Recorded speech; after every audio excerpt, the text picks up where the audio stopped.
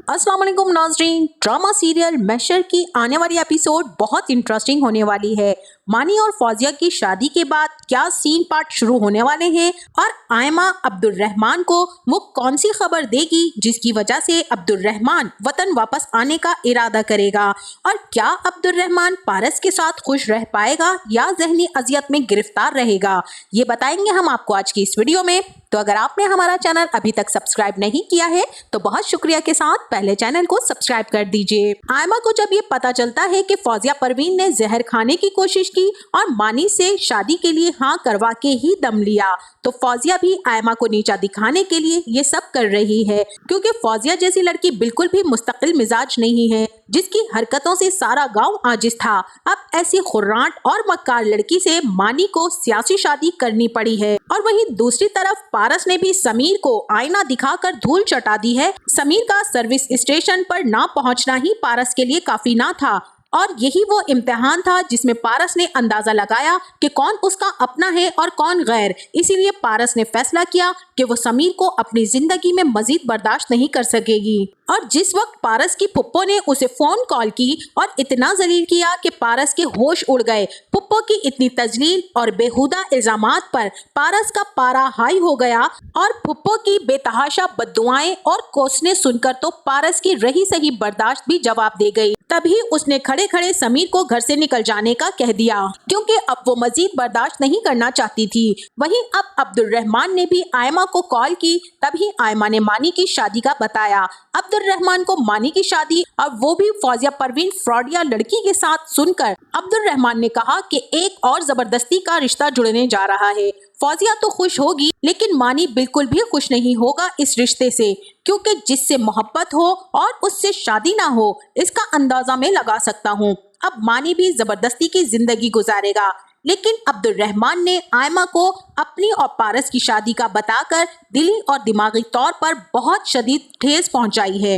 अब आयमा ने भी अब्दुर्रहमान को इजाजत तो दे दी है, लेकिन वहीं ये भी बता दिया है कि वो आयमा को कभी भी तलाक नहीं देगा। और आयमा ने भी कह दिया है कि मैं तुम्हारी जिंदगी में कभी इंटरफेयर नहीं करूंगी और ना ही तुम्हारी बीवी को इस बात का पता चलेगा कि अब्दुर्रहमान की जिंदगी में कोई आयमा अब्दुल गफ्फार भी थी। अब आइंदा आने वाली एक साथ में आप ये देखने वाले हैं कि फौजिया परवीन की मानी के साथ शादी तो हो चुकी है और फौजिया मानी का इंतजार कर रही होगी। मानी क्योंकि आयमा के जल्दी जाने की वजह से खासा परेशान हो गया था और मानी जान चुका है कि आयमा का चेहरा साफ साफ बता रहा है कि आयमा कोई बात छुपा रही है। इसी वजह से मानी भी आयमा की तरफ से बेहद परेशान होगा। फौजिया इंतजार करते करते थक जाएगी और कमरे में चली जाएगी। जैसे ही मानी आएगा और फौजिया घूंघट डाले बैठी होगी, तभी मानी उससे कहेगा कि मैं जरा चेंज करके आता हूँ। फौजिया को यूं अचानक मानी का जाना पसंद ना आएगा और वो मानी से कहेगी कि तुम्हें चेंज करने की इतनी भी क्या जल्दी है, अभी तो हमने बातें भी नहीं की हैं, कोई वादे भी नहीं किए हैं और मेरी सहेलियों ने तो मुझे बहुत कुछ बताया था, मगर तुम तो बेजार ही नजर आ रहे हो। अच्छा चलो मानी, ये सारी बातें छोड़ो, अभी तो हमने पिक्चर्स भी नहीं बनाई हैं, तो चलो मेरे साथ एक सेल्फी तो बनाओ। तभी मानी फौजिया को बहुत ही धीमे से ये समझा देगा कि देखो, इस पागलपन की उम्मीद मुझसे हरगिज हरगिज ना रखना और तुम्हारे लिए यही बेहतर होगा। मानी फौजिया को मुंह दिखाई के कंगन देगा और फौजिया ये देखती रह जाएगी कि मानी ने उसे इतनी बेदिली से कंगन दिए हैं और पहनाए भी नहीं हैं। तभी मानी एक बार फिर से फौजिया को मुखातिब करते हुए कहेगा कि कोशिश करो कि तुम भी ठीक हो जाओ। अब तो फौजिया खुद से कहेगी कि मानी ठीक तो मैं तुम्हें करूंगी मिस्टर हस्बैंड। और वहाँ मीर अब्दुर्रहमान भी पारस से निकाह के दौरान एक बोझ तले दबा हुआ होगा। पसंद से शादी करने के बावजूद भी अब्दुर्रहमान अजीब सी कश्मकश में मुब्तला होगा और सोच रहा होगा कि पता नहीं उसने ये सब ठीक भी किया है कि नहीं। और वहीं उसे ये ख्यालात भी सता रहे हैं कि आयमा ने मुझसे ताल्लुक खत्म नहीं करना चाहा, वो मेरे ही नाम पर बैठकर सारी जिंदगी गुजारना चाह रही है।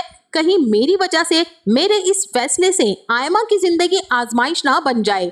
अब आयमा भी अब्दुर्रहमान के बारे में सोच सोच कर हलकान हुए जा रही है और आयमा ने अब्दुर्रहमान को दूसरी शादी की इजाजत तो दे दी है, लेकिन खुद जिस तकलीफ से गुजर रही है ये वही जानती है। इसीलिए अब आयमा सोच रही है کہ کچھ دکھ بہت شدید ہوتے ہیں اور وہ دکھ اتنے شدید ہوتے ہیں کہ اگر انہیں پہاڑ پر بھی ڈال دیا جائے تو پہاڑ بھی غم سے ریزہ ریزہ ہو جائیں گے۔ اور عبد الرحمن، تم نے بھی مجھے جانے انجانے میں ایسے ہی دکھ دیے ہیں جو میں اکیلے میں برداشت نہیں کر سکتی۔ مجھے اس دکھ میں امی ابو کو شامل کرنا پڑے گا ورنہ میں ختم ہو جاؤں گی۔ اور آخر کب تک یہ بات چھپی رہے گی اور میں کب تک امی ابا کو ٹالتی رہوں گی؟ آخر ایک نہ ایک دن تو یہ بات سامنے آ ہی جائے گی۔ اسی لیے ہمت کر کے آئمہ میر صاحب اور نفیسہ بیگم کو یہ بات بتا دے گی کہ عبد الرحمن کو اب آپ بھول جائیں، وہ اب کبھی نہیں لوٹے گا کیونکہ اس نے وہاں اپنی مرضی اور پسند سے شادی کر لی ہے، لیکن اس سے پہلے اس نے مجھ سے اجازت لی تھی اور میں نے بخوشی یہ کہہ کر اسے اجازت دی ہے کہ وہ مجھے اپنے نکاح میں رکھے گا، کبھی بھی مجھے طلاق نہیں دے گا، مجھے اس رشتے سے آزاد نہیں کرے گا۔ یہ ساری باتیں سن کر میر صاحب کی تو طبیعت خراب ہو جائے گی اور ان کو دل کا دورہ پڑ جائے گا۔ تبھی آئمہ عبد الرحمن کو کال کرے گی اور بتائے گی جو بات عبد الرحمن نہ کر سکا، اور کیونکہ عبد الرحمن میں اتنی ہمت ہی نہیں تھی کہ وہ امی ابا کو یہ بات بتا سکتا، اسی لیے جب آئمہ میر صاحب کی طبیعت کا بتائے گی تب عبد الرحمن اور بھی زیادہ پریشان ہو جائے گا۔ آئمہ عبد الرحمن سے کہے گی کہ مجھے تمہیں ایک ضروری خبر سے آگاہ کرنا ہے اور یہ بات تمہیں بتانا ضروری ہے۔ عبد الرحمن کہے گا کہ تم کیا بتانے والی ہو اور کیا بتانا چاہتی ہو؟ اب آئمہ عبد الرحمن سے کہے گی کہ میں وہی بتاؤں گی جو بتانے سے تمہاری ٹانگیں کانپ رہی ہیں، اسی لیے تو تم نے ابو کو فون نہیں کیا بلکہ مجھے فون کیا۔ اب عبد الرحمن کہے گا کہ میں ان کو یہ بات بتا کر دکھی نہیں کر سکتا تھا، تم تو جانتی ہی ہو۔ اس پر آئمہ کہے گی کہ تمہیں تم سے میں زیادہ جانتی ہوں، بس اسی لیے اب عبد الرحمن سنو اور غور سے سنو، ابو کو ہارٹ اٹیک ہوا ہے جس کے بعد وہ آج ICU میں ہیں اور اس سب کے ذمہ دار تم ہو۔ عبد الرحمن تو نکاح کے بعد پارس کو گھر لے آئے گا اور اسے منہ دکھائی میں کنگن گفٹ کرے گا۔ آئمہ کے لیے تو اس نے کچھ بھی نہیں خریدا تھا، پارس کو پہلے ڈائمنڈ رنگ دینا چاہتا تھا اور دینے سے پہلے ہی سمندر میں پھینک دی۔ اب پارس کو سونے کے کنگن پیش کرے گا، لیکن عبد الرحمن کی یہ چیٹنگ اس کی زندگی میں سکھ نہیں لائے گی اور وہ آئمہ کی آہ سے کبھی بھی خوش نہیں رہ پائے گا۔ آپ کا اس ڈرامے کے بارے میں کیا خیال ہے؟ ہمیں اپنی رائے سے ضرور آگاہ کیجیے گا۔ جاتے جاتے ویڈیو کو لائک اور چینل کو سبسکرائب کرنا نہ بھولیے گا۔ اپنا بہت سارا خیال رکھیے گا، ملتے ہیں نیکسٹ ویڈیو میں، تب تک کے لیے اللہ حافظ۔